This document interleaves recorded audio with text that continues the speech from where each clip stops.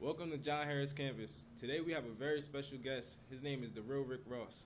Hello, sir. My name is Deontay Payne. And do you mind if we ask you a few questions? Absolutely. Let's do it. How did you get the name Freeway? I grew up in South Central LA. My mom had bought a house right on the side of the freeway. The freeway had become our playground. So that was initially how the name started, but as my reputation grew and my legend grew, so did the name Freeway. Okay. Many believe that that the government played a huge role in the crack era. Do you believe that you were just used as a tool to bring down black communities, or do you even feel at fault for part of the disruption in the 80s? It's funny that you asked me that. I just got off the radio prior to me pulling up here to the school, and I was talking to a radio station in Chicago about the same thing, and the way I explained it to them was like this here. The government's army was selling cocaine. The government admitted that they knew that their army was selling cocaine. As a government official, it's your job and your duty to detect, to stop, and to report crime. Them knowing that their army was selling cocaine and they did nothing to stop it, they also allowed these guys to use military planes, military bases, and also United States money to buy drugs. That makes them a co-conspirator. The way I know the law of conspiracy, they could be convicted of conspiracy or aiding and abetting at the very least. Okay. If you had not been caught for the first time, where do you think you'll be? Oh, wow. Probably worth a couple $100 million. I had stopped selling drugs a year and a half before I ever got arrested. But with the feds, what they can do is they can go back 7 years. So that means that if you commit a crime today, they have up until, 2024 to arrest you for a crime that you commit today. So no matter that you quit selling drugs, you can still be arrested 7 years later. But I had already started transitioning my life out of the drug business because I never really wanted to be a drug dealer. Drugs was nothing that I had predicted in my future that I would be when I was coming up. I ran into the opportunity. It was a time that I was at my lowest state in life, and I didn't know what I was going to do with the rest of my life. I think, I don't know if you know or not, but at that time I was totally illiterate. So my opportunities were very limited. Yeah, you had to get what was there for you. That's what I thought. See, I never knew that I could dictate what I wanted out of my life, and I was kind of just like going through life, letting life dictate to me what was going to happen next, like so many of our people do right now. Okay. What first sparked your interest in the crack business? Oh, you just told us that. So. Well, what happened is one day I was sitting on my mom's porch, and I didn't know what I was going to do with my life. You know, my life is like I'm in no man's land. What we call it in tennis, we call it no man's land, meaning that you're in a position on the tennis court where you don't know what you're going to do. You play football, so you probably know from what position you play. Inside linebacker. So you play inside linebacker. So now you in the middle of the line and you close to where the DBs are at. That's kind of like, I believe, would be almost like a no man's land for you, where you almost playing DB and you almost playing linebacker. Yeah. But you don't know which one you should be doing at this time. So that's kind of like where I was at that time. I didn't really know what I was going to do with my life or what I should be guarding. Should I be guarding the receiver or should I be trying to go up and get the running back? Yeah. And my friend called me and he introduced me to cocaine for the first time. Oh, wow. How did going to jail affect your family and your relationship with them? Going to jail affected all my family because at that time I become the breadwinner for my whole family, or really maybe my whole generation, because everybody, my uncles, my aunties, and everybody was affected by the money that I made. The money that I made benefited the whole family, and when I went down, it affected the whole family. It really affected my kids the worst because now something that I had always hoped that would never happen, because I grew up without my father. Yeah. And I had always said that a kid needs their father to be there for the strength and the support and ideas. And for me not to be there with my kids affected them greatly. And what good can come from being in jail? Well, a lot of good can come from being in jail. What I did when I got to jail, I decided that I wasn't going to let jail do me, that I was going to do jail. And what I meant by that is that I wasn't going to just be sitting there watching TV, playing dominoes and chess and cards, and watching football games. So what I did is I decided that I was going to take that time and do some of the things that I didn't do when I was in school. And the first thing it was to learn how to read. Lucky for me that I did learn how to read, because had I not learned how to read, my lawyer had counted me out. He told me that I would never be getting out of prison because I got a life sentence without the possibility of parole. And in the feds, that means that you're never going to get out of prison again. So I taught myself how to read and write.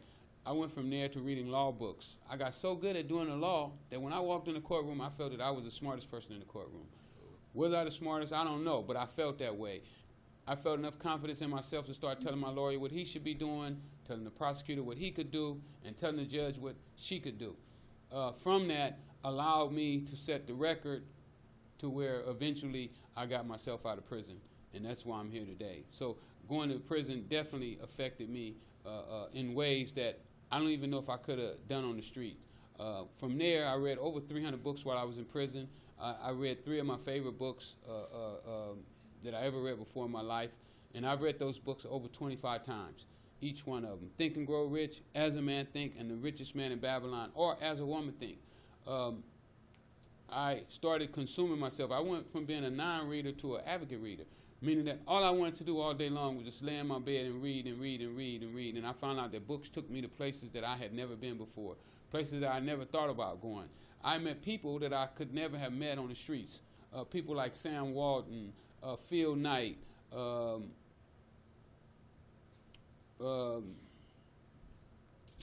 Les Brown. I mean, the list just goes on and on and on. And these people became my mentors. Just like when I was growing up in South Central, the gangbangers and the drug dealers were my mentors. Well, now I have mentors who actually ran this country. Okay. And I see you brought your book with you also. Can you explain that a little bit? Tell us about it. Yes, this is my autobiography. The guys on the street is calling it the Ghetto Bible. Minister Ishmael, who is the number 2 guy with the Nation of Islam, called it preventative health care for young black men. I had a school teacher out of Columbus, Ohio, say that this book is an anti-gangbanging book. I believe that this book is going to definitely change the economics for black people in America, or people in general. But I know blacks are going to read it first. Everybody else is going to take their time until after they find out the jewels that's in this book. What happened is I was sitting in my cell one day and I was contemplating, because I didn't think what I did was really a big deal. I took $125 and I turned it into $3 million a day. So what? Big deal. You were selling drugs, Rick. But after I thought about it, there were so many other guys in prison with me that were selling drugs, had never accomplished those goals. There was guys that come to me and they would say, Rick, I sold drugs, I worked hard, but I never made $5,000. And then when I thought about it, I said, well, you know what? The only thing that this young man liked is he liked the understanding of the drug business. Nobody never taught him. But if I would have taught him the business, he would have been a millionaire. So then I said, well, it must have been some skills that you were using that they didn't know about. So then after I thought about that, I said, well, Rick, can these skills be used in other things? So after I used them in learning how to read and learn how to do the law, I won my appeal. You see me here today, that's those skills. Then I said, well, can these skills be used in other businesses? We know they can be used in selling drugs. We know they can be used to learn how to read, and they can be used in the courtroom. But can they be used in everyday business? I can tell you today they can. My book, I'm a best-selling author. I was nominated for an Emmy Award for a documentary I done. My movie's just been financed 2 weeks ago. They put the money in the bank the way I wanted it done. I turned down the 4 biggest guys in Hollywood. They offered me deals, and I told them, no, thank you. I'll do my own stuff on my own terms. And now my movie's financed. I just hired the casting director that I always wanted since I've been home, and I'm telling you, things are really going well, and they can go well for you as well. But you have to put forth the effort. You have to take the time out to start to dictate to yourself what life you want for yourself. So you have a movie on the way. Absolutely. I got a movie. I got a TV series. I got about 2 or 3 documentaries I'm working on. Also, I'm looking for artists, too. I'm working with a guy named Brian Kennedy. I don't know if you know who he is, but he's a 5-time Grammy Award winner. He's produced Rihanna, Lady Gaga, Kelly Clarkson, Chris Brown, some of the top people in the industry. And now he's going to be going around. I'm going to take him around the country to places like this right here, to schools like this, because a lot of times the people don't know what they should be doing once they reach their stardom. They think that they're supposed to separate. You know, this system is built to where we're not taught to help each other. We're taught to not help anybody, not want anybody else to make it. And if nobody ever tells you that that's not the way it's supposed to go, then you'll believe that that's the way it is. So me and him are going to be going around the country looking for young and bright talent. We're going to be looking for people from 12 to maybe 20 years old.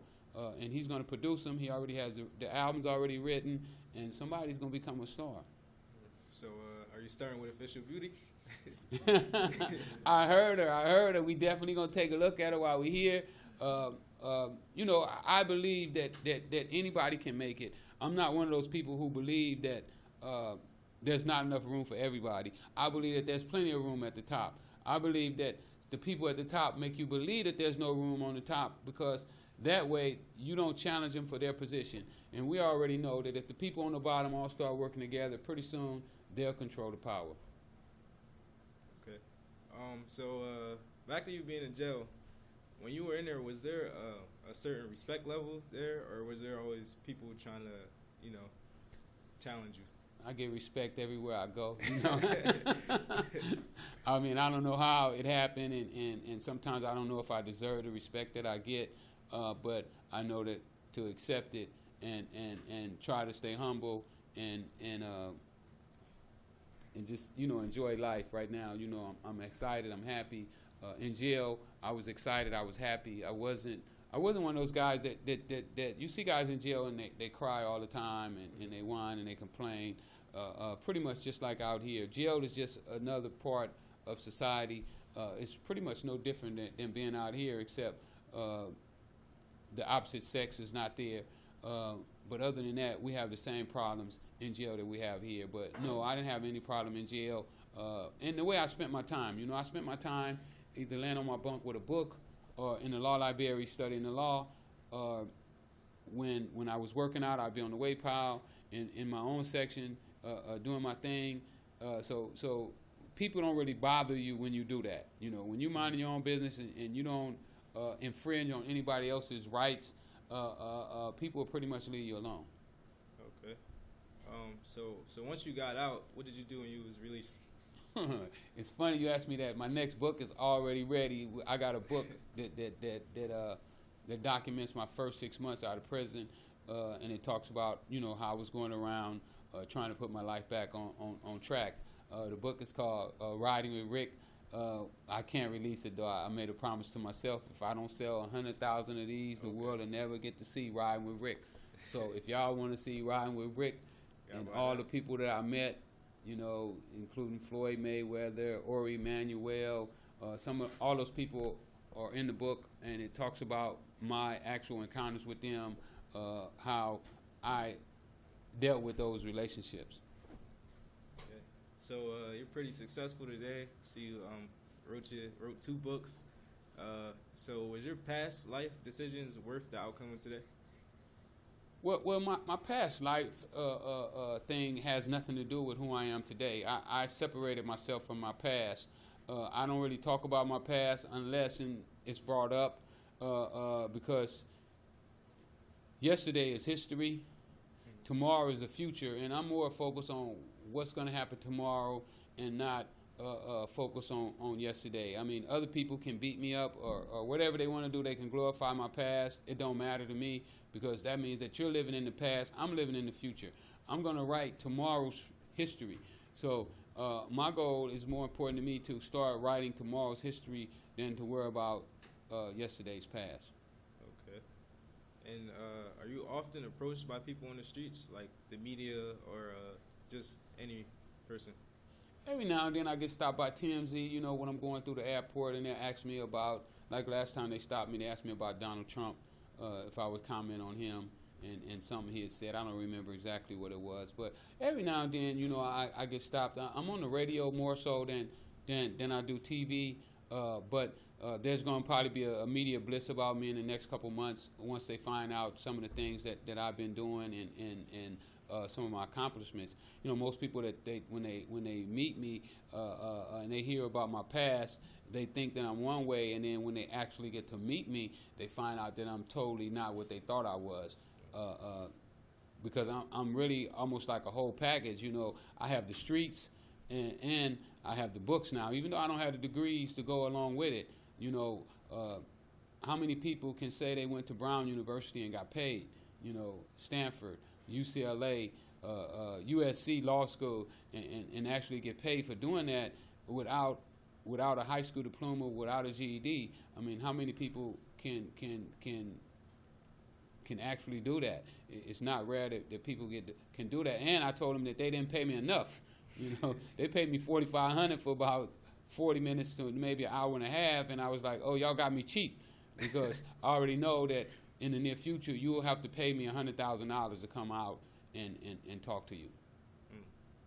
Okay. So how do you feel about the rapper Rick Ross, and you happen to change your name because of him stealing yours? Well, I don't really feel any particular way about him. That comes up a lot, in my talks with people, but he's not really on my radar. My sights are much bigger than that. Right now, my goal is to take over Hollywood and some of these other businesses that that our people are into, and we don't really, even though we're the faces of the business, we don't really do business with these people. And a lot of times it's because we're afraid of actually speaking up for what we deserve, and we wind up taking a lot less. And they tried to do me like that, and I didn't go for it. And now I'm going to show other people how they can do the same thing that I've been doing. And that's one of the reasons that I wrote this book, because this book is a fearless book. There's not many people who can talk and say the things that I say, because they don't pay my rent. You don't pay my bills. So I get my money from the streets. The streets buy my book. I own my book, and nobody else takes care of me. So I get to say anything I want to say to whoever I want to say it to. Okay. Would you say people my age walking a criminal path, or what would you say to people my age walking a criminal path? Well, the first thing is that our people have to know is that this system is designed to belittle you. And I don't know if I said that right or not, but what I mean by that is that this system is made to make you believe that you're not important, that you're not special. It's made to believe that these guys you see on TV, that they are special, and that you're nothing, and that you should take all your money and give it to them, and that you shouldn't have anything and they should have everything. And that goes along with criminality. That makes us believe that we should be criminals, go out and commit crime so that we can look like and act like the people that they put on TV to make us believe that they're special, and at the same time belittle us to make us believe that we're nothing. Okay. Now that you're older, you changed a little bit. What would your definition of thug be? Like, how do you feel about that word? I never really used the word thug, because I never thought of myself as a thug. I was a businessman that sold drugs. So it's a meaning that I didn't make drugs. I didn't bring drugs into this country. All I did was what this country does. This country manipulates money. The people at the top manipulate money, and all I did was manipulated money and drugs, and that was my crime. What they should call me is a money manipulator and not a drug dealer, because that's really all I did was took money and manipulated in the drug business. Okay, I like that. Times have very much changed from when you were running the streets, or actually running the streets. How do you feel about today's generation, like as far as the crime going on, like just the whole world? Well, I really feel sorry for our young people, because our society is such a hypocrite. It's so hypocritical that I go to high schools and the principals don't want to let me in. But you can go in that same high school and they got Jeezy playing on the radio. They got guys that are talking about selling drugs, pimping, taking pills, using drugs. I ain't never told nobody to use drugs. You ain't gonna never hear me tell nobody to use drugs. I never gave nobody drugs. But they won't let me on the compound, on the institution, because they like compounds, because they dictate everything that happens there. And if you don't have any freedom, then you just like in prison. That's the only thing. The difference between prison and anywhere is that you don't have the right to say and do what you want to do when you want to do it. So it's so hypocritical for me to see our kids have to cipher through this brainwashing, programming, as they call the radio, and TV is programming. So for them to be programmed into believing that selling drugs and using drugs is cool, but then they want to lock them up for it, and then to have somebody who has actually been in the drug business that will tell you that it don't work, that it ain't cool, and that you're going to go to jail, for them never to get that message from the other side is hypocritical. So now young people have to wind up making decisions on false information. So what would be your message to today's youth? Well, the most important thing that you can do is become a critical thinker. You have to come to the point to where you can sit down yourself and decide what information is real and what information is false. And you also have to look into the future for yourself. You have to say, you know what, if I do this right now, where is this going to lead me in 5 years? Because when my guys introduced me to drugs, they never told me that I was going to go to prison. They told me, oh, you're going to get cars, you're going to have women, you're going to have jewelry, you're going to be able to take care of your family. They told me all of that, but they never told me that at the end of that rainbow was going to be some silver handcuffs. All right. Thank you so much for coming. We appreciate you spending your time with us. And well, you know what? I thank you for having me here. It's very brave of you to have sit down beside me, because there's so many people that don't want to be next to me, that don't want to talk to me because of my past, and they living in the past and not the future. When you recognize the future, you have a chance to build. When you're going with the past, all you can do is let be what it is.